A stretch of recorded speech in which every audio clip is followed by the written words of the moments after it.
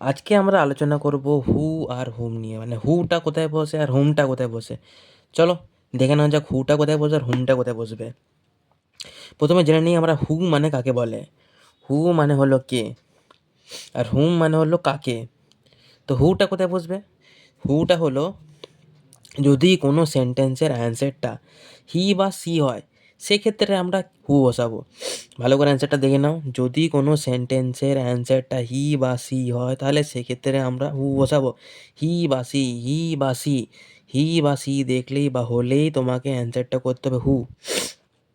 Example দিয়ে যদি বসাই, মানে তোমাদের পরীক্ষার খাতায় যেসব কোয়েশ্চেনগুলো থাকবে সেই সব সেরকম করে আমি একটা কোয়েশ্চেন তৈরি করে দিচ্ছি, দেখে নাও।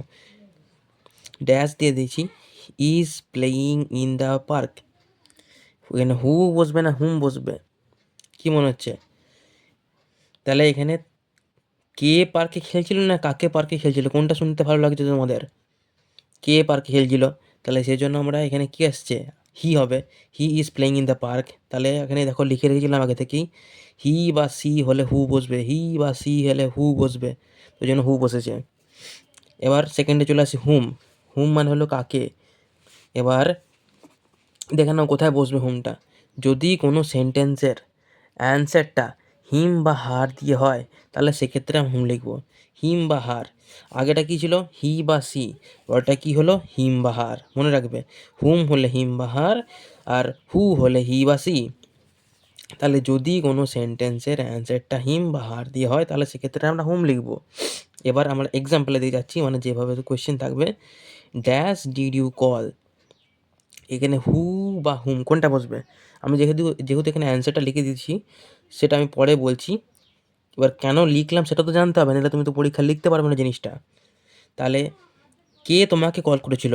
হি দেখলে তোমাকে ভালো লাগবে না হিম দেখলে লিখলে তোমার ভালো লাগবে? অবভিয়াসলি হিম লিখলে। হি লিখলে কেমন শোনাচ্ছে? সেই ক্ষেত্রে আমরা হুম লিখেছি, কারণ এখানে হিম বোঝাচ্ছে। কে তোমাকে কল করেছিল? হিম আমাকে কল করেছিল, সে আমাকে কল করেছিল। তো বুঝতে পারছো, ওই কারণে এখানে হুম লিখলাম। দেখো পরীক্ষার খাতায় তোমাকে কিন্তু কেউ বলে দেবে না হি বসবে না হিম বসবে, হু বসবে না হুম বসবে। তোমাকে নিজেকে অ্যান্সারটা নিজের মাথার মধ্যে ক্রিয়েট করে নিতে হবে। আশা করি বুঝতে পারলে জিনিসটা হু আর হুমের মধ্যে পার্থক্যটা। ঠিক আছে, যদি চলো পরে ভিডিওতে আবার দেখা হচ্ছে। যদি ভিডিওটা ভালো লেগে থাকে তাহলে ভিডিওটাকে সাবস্ক্রাইব করে দেবে, লাইক করে দেবে অ্যান্ড শেয়ার করে দেবে। সাবস্ক্রাইবটা করো, সাবস্ক্রাইবটা না করলে হবে না।